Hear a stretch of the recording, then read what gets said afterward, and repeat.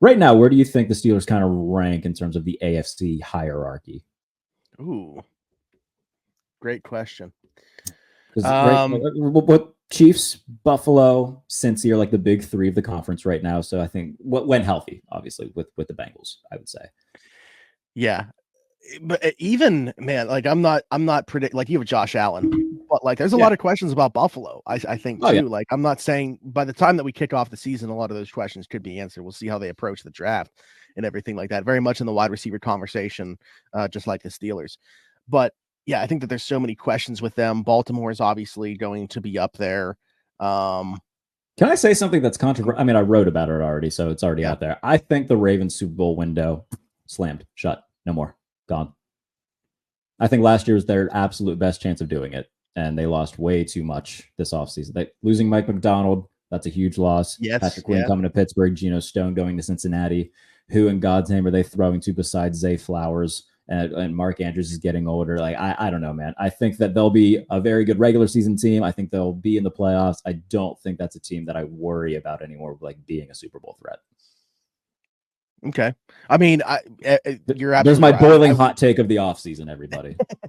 Mike McDonald, I was so happy to see. Dude, as a Steelers fan, bon voyage. Good luck in Seattle, fella. Yeah, absolutely.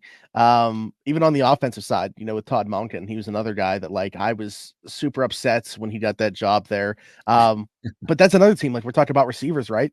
Who's to say they won't try to make a splash at receiver as well? If Brandon Ayuk ends up in Baltimore, I'm going to put my head in my oven. I will be so upset. I'll be so upset. But looking around the rest of the AFC, obviously, like Miami was a playoff team last year, super fast. I mean, that's clearly what they've predicated their game on. Houston, I mean, how quickly they've rebuilt. For people that are like, they are kind of, I guess, an anomaly in the sense that you never felt like they were just a quarterback away, and then they got the quarterback, and it turns out they were the quarterback away. Yes. As soon as you see like, oh shit, we have a guy and he still has 3 more years on a rookie, get people. Let's spend money, get people around him. Let's try to win this thing. Like they were so quick with it. And I know people are kind of clowning the trade for Diggs right now because it's basically giving up a 2nd-round pick for a 1-year deal. I think the hope for them is that, by like week 7, Stephon's having a great time. He's, getting, 6 catches a game. And he's like, you know what? I'll stay in Houston for another year and I'll sign a 1-year extension. I think that's what they're hoping happens. Which is fine. Make Stephon happy right now and see what happens with him as like a 1B, 1C in the offense. But I think Houston's going to be very fun. So I think the Steelers are still within that, wild card, maybe 6 or 7 right now in the AFC, which again, like we'll see that could be rearranged after draft and post-draft free agency, which I do think the Steelers are going to be heavily in. I think they're kind of going into the draft with as many holes as they are to then approach free agency after the draft with what they weren't able to address, at least to their satisfaction. To their liking. But like my biggest question about the AFC, honestly, I'll get your opinion on this, is who's the second team in the AFC South? I mean, we're talking about the Texans, obviously, but like everybody else under them, like I can make the case for any of them. As an overall team structure, coaching wise, everything, I like overall Indianapolis, but I can't quit Trevor Lawrence. And I just feel like if you have a guy like that, by the way, Trevor Lawrence getting way too much shit this offseason, way too much for my liking. People look at his raw numbers and everything like that and look at, oh my goodness, 14 interceptions. Well, first of all, 14, not so horrible. And half of them came in the final month of the season when he was dealing with a shoulder injury, a calf injury, a knee injury. He was beat to hell in the final month of the season. Tony Khan was putting him on whatever he gives Brian Danielson every week. Go out there and wrestle. Go out there and play. You'll be fine. They were 8-3 at one point before he got hurt. So they were the number 1 seed in the AFC at one point after they beat Houston on the road. Like they were doing so well. And then Lawrence got the injury and then things started kind of falling apart. I think that Jacksonville, they still have plenty to address, especially on the defensive side of the ball, because they had to cut a lot of guys just to pay for Josh Allen. But we'll see how they address the draft. But they have a special quarterback in Trevor Lawrence. I like Anthony Richardson in Indy, but he only played for a month last year.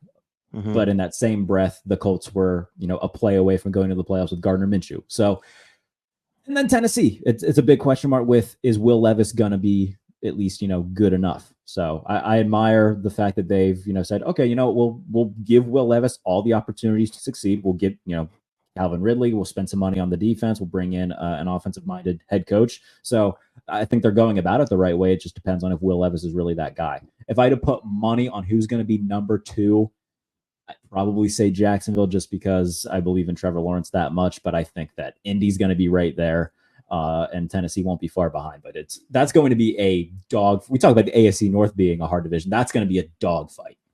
Yeah, I'm super intrigued by it because it was just like the way they went about things was just so differently from team to team, but they all got to a point where they have the case of being the number 2 team in the hierarchy. So let's play this game. Would the Steelers be the number 2 team if they were in the AFC South? Ooh. Like, would you take them over Jacksonville right now, over Indianapolis right now, over Tennessee right now? That'll throw you for a whirl. Yeah, I mean, it's close. Again, like, you're almost kind of projecting what they're going to do from this point to the beginning of the season. Sure. I'll say yeah. Yeah, I think overall roster-wise, like, their defense is definitively better than Jacksonville's. I think Indy's going to be like, Indy was quietly like had some guys last year that just didn't get a ton of attention on the defensive side of the ball. I think Shane Steichen's a great coach, by the way. Shane Steichen's fantastic. Yes, they very clearly have their guy in Shane Steichen, which is great for them. But I think they're better overall than Jacksonville. I think Jacksonville obviously has the better quarterback, which cancels out a lot. Having a great quarterback is like having a bidet. It cleans up a lot of shit, and I think that's the best way of looking at having a really good quarterback. If you got one, it covers up a lot of issues. Right now, would you take them over Cleveland? Yeah, I think so too.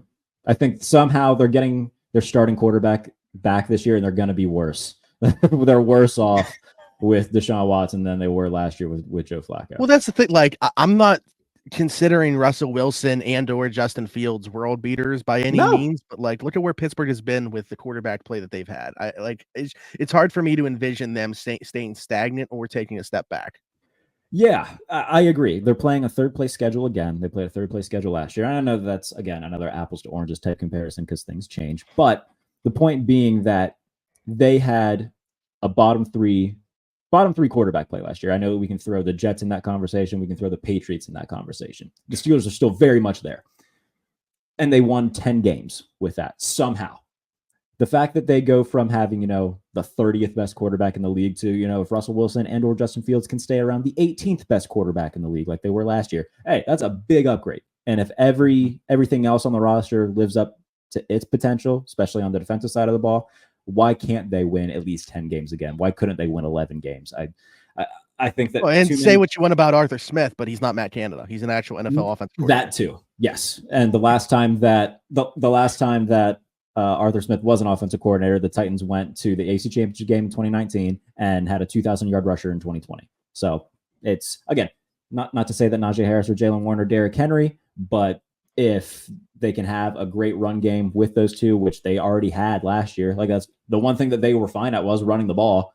I think it's only going to get better. It's only going to set up things for Russ and or Justin Fields. I think even if we don't see Justin Fields as a starter, there's going to be a Justin Fields package, right? We're going to see Fields on the field.